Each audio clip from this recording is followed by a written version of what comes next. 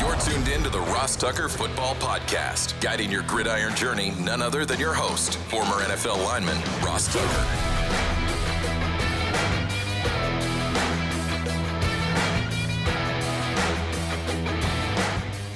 Oh, yeah, it is. But it's not just any Ross Tucker Football Podcast.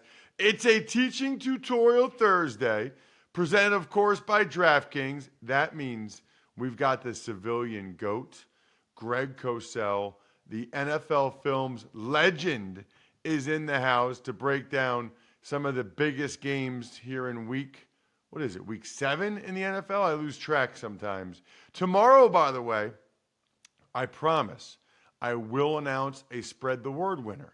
So at Ross Tucker Pod, engage with that handle on any platform, especially a quote post on Twitter or X or whatever we're calling it. Take advantage of a sponsor. I have so many cool press passes now. I really want to send them to you guys. I really want you in particular to have these press passes that nobody else gets. Just make sure you take advantage of any of our sponsors that you hear on the show. Could just be DraftKings. And send me the email, ross@rosstucker.com. And then the YouTube shout out is pretty cool because I'll do a video for whoever you want the video for. All you have to do is subscribe to the YouTube page and make a comment on any video. Patron of the day is Jim. I don't know if he's related to Tom Brady. He's our latest patron. Patreon.com/RT Media. Make sure you're a Tuckheads member so that you can be part of our private Slack channel, get the even money bets in black and white, all that stuff. It's big show time. The Big Show. All right, Greg, always interesting when you have 6 teams on bye. That means there's 3 less games this week, but still plenty of good ones for us to talk about, including tonight. You know, it's the Saints hosting the Jacksonville Jaguars.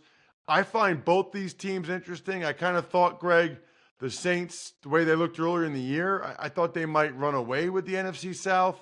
That hasn't happened. The Jaguars struggled early, but they seem to have kind of caught their stride. Trevor Lawrence is a little bit banged up, wearing a knee brace at practice. He said he's optimistic he's going to go. Let's dive into this one pretty deep since it's a couple of teams that have a great chance to win their divisions. Yeah, you know, it's interesting watching the Saints. I think offensively, they've not reached the point where they hope to be by this point in the season. I think their offense has been a little sporadic up and down. I think Carr has had moments, but I don't think their pass game has been particularly consistent. It's not a matter of decision making. I don't think he's having an issue there. I think he's missed some throws that you would expect him to make with poor ball location. Defensively, they're always a difficult challenge, as you know, Ross. Dennis Allen and that staff do a really, really good job. You know, they're when they go to their sub defense, they tend to play dime. It's 3-2-6. They don't take Davis and Werner off the field. They're very multiple with what they can do with those 2 linebackers because they're linebackers and not just D linemen. They've gotten really solid play from their first round. I believe he was the first round pick, the rookie from Clemson, Brian Bresee. He plays a lot of snaps and he's played well. Their secondary is solid. They're a difficult defense to play against, and I'm really curious if Lawrence indeed goes, and I guess we won't know that as we're speaking right now, but if he goes, I think that to me is the more intriguing side of the ball from a tactical perspective. Does feel like Jacksonville has been getting better. Really, I would say, Greg, on both sides of the ball. I know they didn't click quite as much offensively against the Colts, but even just watching in London, you know, boy, he makes some, as you would call it, Greg, he makes some high-level throws. Lawrence Yeah, does. and I think he's continuing to improve. You're right, he did not have his best game last week, but, you know, it's a long season, and we tend to be week to week, and I think you have to sometimes leave that alone. So he didn't play great last week, but Trevor Lawrence is clearly trending in the right direction. He looks really good throwing the football. I think he sees it clearly. He knows where to go. He's got a good arm. You know, I think because his mechanics over the last 2 years have improved, Ross. I think you see a little more juice on his throws. When he came out, he never was a gun thrower, but I think there's a little more juice to his throws. He just looks like a confident thrower, knowing where he's going with the football. But as I said, this will be a little bit of a challenge. Yeah, I mean, big challenge. And the Saints, it looks like they're going to be without both their starting tackles Yeah. in this game. So there's a lot to get into in that one. How about arguably the game of the day? I mean, there's two that really jump out. The Eagles against the Dolphins and this matchup, the Lions and the Ravens, Yeah. Greg. You know, we probably talked about this before, but I have been so fascinated by Aaron Glenn and that defense. I mean, he did some major self-scouting this offseason. He came into Detroit with the idea that he wanted to be a pressure defense and play a ton of man. And it didn't really work out. We saw that early on. And toward the end of last year, he started to evolve a bit. And then this year, this is a team that plays a ton of zone. They're very disciplined. There's a lot of continuity. He's starting to move pieces around as he sees what his personnel can do. Aiden Hutchinson moves around. Jack Campbell, the rookie from Iowa, has become a really important part of this defense. He lines up on the ball. He lines up off the ball. They've got another player in Derek Barnes who can both rush the quarterback off the edge and is essentially an off the ball linebacker. So he's starting to move his pieces around really well. And I think that, they have a corner named Jacobs, number 39, who I think has played really well going back to last year. Not a well-known name, and obviously they got rid of Okudah a year ago or this offseason, and I think that's one reason they did, because Jacobs has played really solid corner for this Lions defense. You know what else, Greg? And I'm obviously a little bit biased, but, it's year 7, I think, for him. And my buddy from my hometown, who I've known since he was, 4 or 5 years old, Alex Anzalone. Playing I great mean, last year he football. played well, and this year he may be having his best year. He was a wide receiver and a DB in 10th grade, and then kind of grew into being a running back and a linebacker. But he's good in coverage. He's smart. I mean, I think he's an integral part of what they do. I'm so glad you mentioned him, Ross, because I think he's been a top 5 linebacker in the league this year. That's what the tape tells me. He's played really well. He plays every down. He doesn't come off the field. As you know, he's big, he's athletic, he's physical, he's fast, he can play sideline to sideline. I think Anzalone, I would bet they would tell you he's the foundation of that defense. And I think he's a really good player. And you're right, he's having his best year, and he is without question a top 5 linebacker in this league. Wow. That is unbelievable. He came back from so many injuries. That's amazing. On the other side, Greg, I don't know if it's because it's year 3. Is it year 3 now? Yeah. Goff is just playing better and better. Ah. 3rd year in a row. Yeah. I mean, that's a fun offense to watch. I think you're dealing, again, you get into that whole debate about the pocket quarterback versus the second reaction quarterback. Obviously, Goff is not going to make plays outside of structure, but he is very comfortable in this offense. It's incredibly well schemed with the pass game. The run game is diverse. He looks extremely confident dropping back. He's now become a really good late in the down quarterback, and by that I mean if the primary is not there, he'll stay there. He doesn't lose his base, he doesn't lose his fundamental technique, and he'll wait it out and get it to the right receiver. But as I said, schematically, they are among the best in the league with Ben Johnson as the offensive coordinator. Their spacing and their route concepts is phenomenal, so it really presents a clear picture for Goff. This is a really fun offense to watch, and I've really enjoyed watching Jared Goff, probably going back to about the middle of last season. You know what else, Greg? I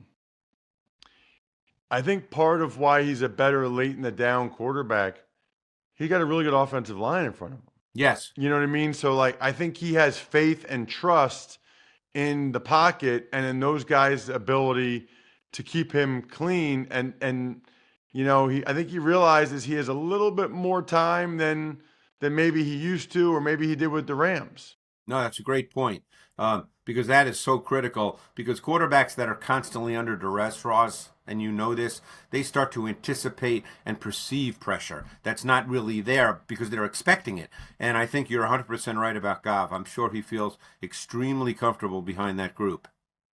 What about on the other side, the Ravens, Greg? We didn't talk about them on the other side of things. Yeah, the Ravens, I think Lamar is actually playing pretty good football. I get the impression watching this offense that it's not quite where it's going to be yet with the pass game. Obviously, a new coordinator, Todd Monken. So he's, it takes time because it's not just the quarterback, as you know. It's everybody involved. It's the receivers understanding how they have to run routes. It's the offensive line, probably different pass protection schemes. Not probably, there are. So that all goes together. So it's not just Lamar Jackson, but I think he's actually playing at a pretty high level. When I watch their pass game overall, I still feel like it's a work in progress, going through the growing pains. It has an up and down week to week feel. I think Jackson looks really good, but I don't think this pass game has expanded into what it's going to become. And obviously there have been some really poor drops on really well thrown balls like Lamar. So, and we know their run game can be pretty solid. It's certainly not putting up the numbers we've seen in the past, but I think that's because there's been a change in focus. It's not just a run offense as it was under Greg Roman, where we're going to get a lot of volume and therefore a lot more yards. But I'm excited to see this offense continue to progress. Let's talk Cleveland Browns, Greg. I guess they're playing against the Colts on Sunday. I tend to doubt Deshaun Watson will play again, but I guess I'm more interested. This defense, Greg, they're putting up, and it's early in the season, there's a long way to go, but they're putting up historical numbers right now in terms of what they're getting done on that side of the ball. With Jim Schwartz, I mean, and I don't know, you watch the tape closer than I do. I don't know that they're doing like a ton of like fancy stuff. It just seems like they're good. They got good corners. They've got a really good D line, and he's letting them play.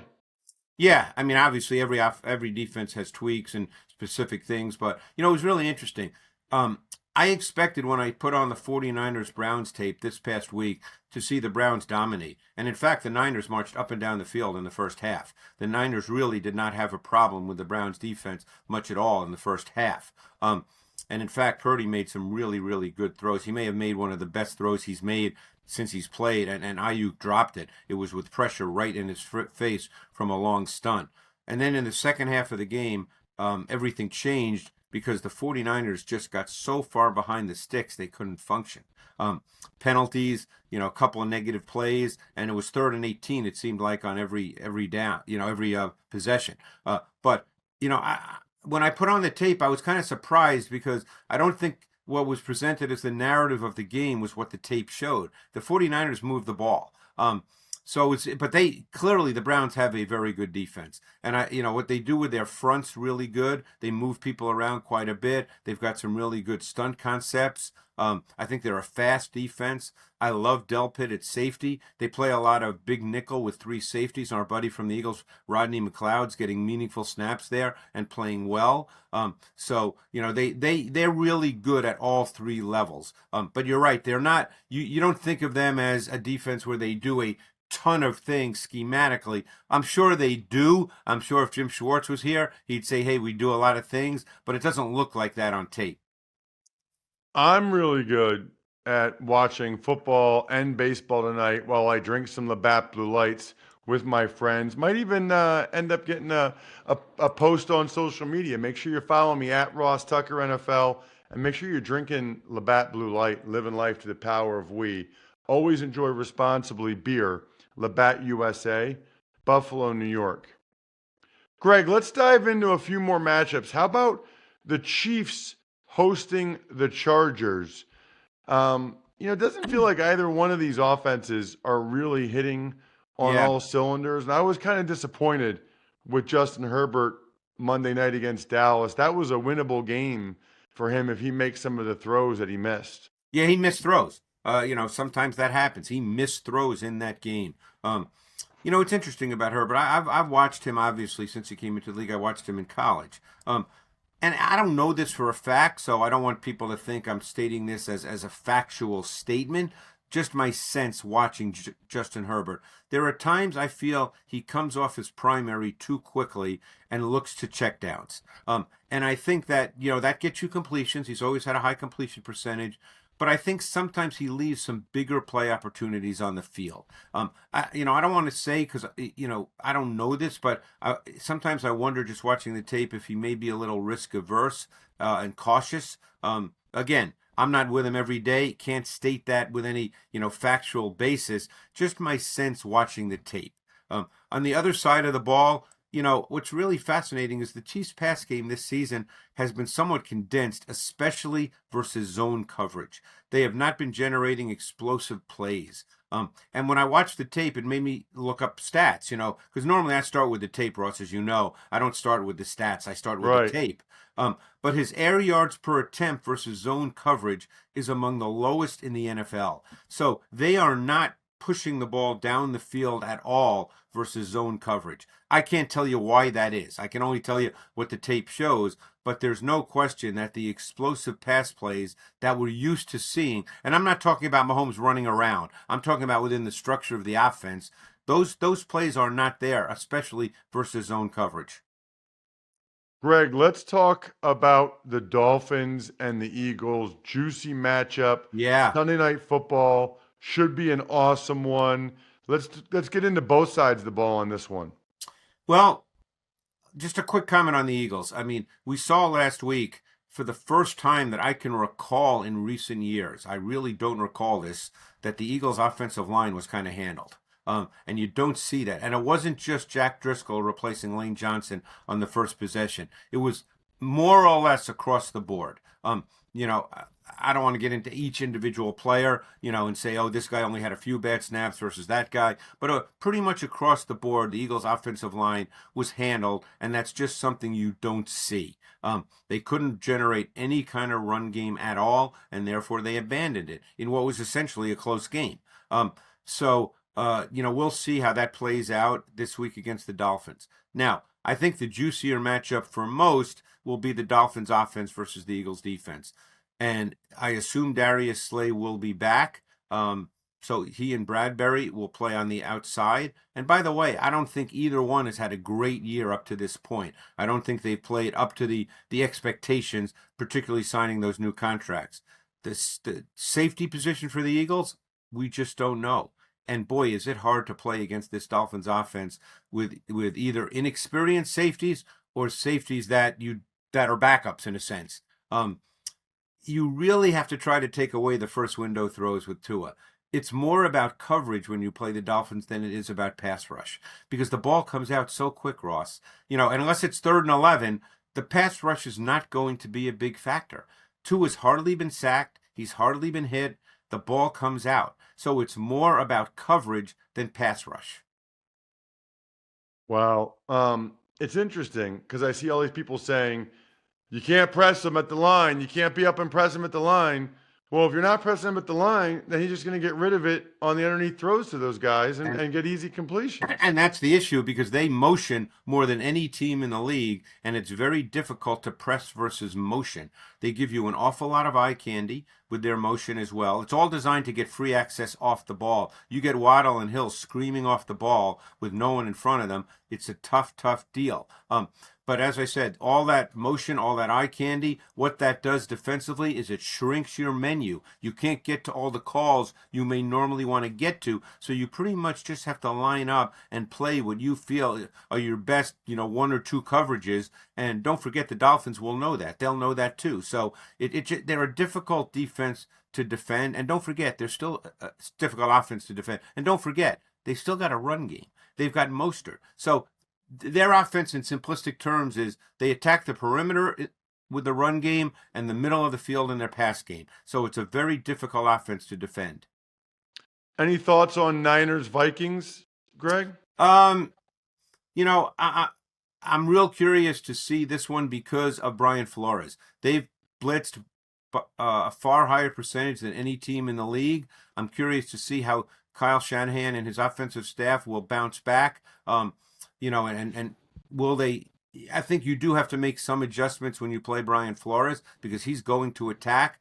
So I'm just curious how Kyle Shanahan deals with that. I think they'll try to get back to a lot of their staples. Maybe they'll try to get to him in different ways. But I don't think Brock Purdy was as bad as people might have made him out to be last week. He missed some throws, just like Justin Herbert missed some throws, just like Joe Burrow missed a bunch of throws. Sometimes quarterbacks miss throws. Check him out on social media. He is the man. Gosh, I love Thursdays. So many good notes I wrote down to post on social media at Ross Tucker Pod. Follow him at Greg Cosell. Thank you, Greg. Thanks, Ross. Appreciate it. The only thing almost as amazing as Greg is the Game Time app. I mean, I'm looking at today's game between the Phillies and the Diamondbacks. You can get in for $17, $14, $15 on the Game Time app in these, 300 level. Even 102, row 35, $50. It's amazing. I love the fact, literally, those of you watching on YouTube or DraftKings Network, look, you can see what the vantage point is like from your seat right there. That's how awesome it is. And with zone deals, you pick the section, Game Time picks the seats for an average of 18% savings. So you're getting the cheapest ticket, the best price, and you can see exactly what it looks like. Take the guesswork out of buying tickets with Game Time. Download the Game Time app, create an account, and use code ROSS for $20 off your first purchase. Terms apply. So again, create an account and redeem code ROSS for $20 off. Download Game Time today. Last minute tickets, lowest price guaranteed. Tuck's Takes. All right, Ross. 2 big practice windows have been opened. Dolphins opened theirs for cornerback Jalen Ramsey less than 3 months after meniscus surgery, and the Cardinals do it for Kyler Murray and Budda Baker. So technically 3, I guess. Well, the Jalen Ramsey one's really interesting. I didn't anticipate him coming back this year based on what Sports Injury Central, SICScore.com said. So he is, and I saw Dr. Chow tweet this, he is really pushing the limit of what anybody's ever done. I think Dr. Chow called it the Adrian Peterson of return from meniscus surgery. So that's one to watch. And then for the Cardinals, yeah, man, I think everybody is really curious to see Kyler Murray. Now, first of all, Budda Baker, it'd be huge for the Cardinals to get him back out there, especially before the trade deadline, if he's someone that they would consider trading. I mean, he's their best defensive player. They haven't had him.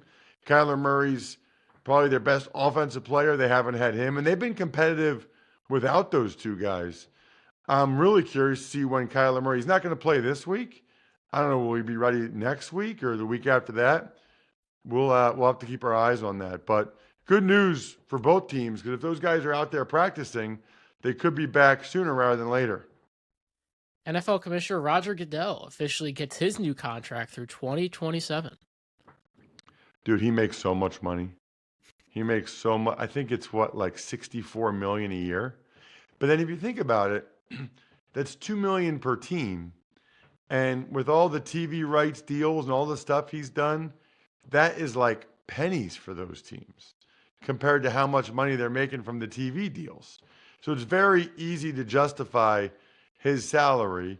Although I guess the question you'd have to ask yourself is, how would Jack Connell have done with these TV deals? How would I have done with these TV deals, right? Like, how much credit does Goodell really deserve? But the league is, without question, thriving under his watch, so it's understandable. I would have done awful negotiating TV deals. We got some more news. Anthony Richardson will have that season-ending shoulder surgery, while Panthers safety Jeremy Chin is out up to 6 weeks with a quad injury. So that just stinks for Richardson for all the reasons we've already talked about. And Chin was rumored to be a guy that could be potentially traded for. So that's interesting on that part of it too. Jags signed quarterback Nathan Rourke from the practice squad, and the Chiefs trade a late-round pick swap with the Jets, bringing back wide receiver McCole Hardman. Well, and that's one of the things I'm writing about this week is McCole Hardman back with the Chiefs and just kind of buyer beware. Check out my column for the 33rd team. And then Nathan Rourke, I'm calling his brother's game. For Ohio U, the MAC Player of the Year on Saturday at noon. And we got a game tonight, Ross. The Saints are hosting the Jaguars. Who do you like and why? Well, first of all, I like DoorDash because it's delicious. Pizza cravings hit at halftime, ordering time. Dreaming about tacos during a timeout, they're on your doorstep. You want burgers, chips, dips, drinks, and wings instead? Even better. Order on DoorDash, get everything you want delivered without missing a minute of the game. Feels like it's time, Jack, for the Saints to put it all together on defense, play well on offense. Their tackles being out concerns me, but also Lawrence is less than 100%. Let's go 20-17 Saints. Other than that, I think we're done here. Thanks for tuning in to the Ross Tucker Football Podcast. Make sure to also check out Even Money, Fantasy Feast, and College Draft, all on the DraftKings Network on Samsung TV Plus, YouTube, or subscribe to the podcast on your favorite platform. Shout outs to Pizza Boy Brewing, to Sporticulture, HumanHeadNYC.com, SteakhouseSports.com, Go-Bengals.com, BackOfficeSchedule.com, and the best gift you could ever give a loved one. It's called MyFrontPageStory.com.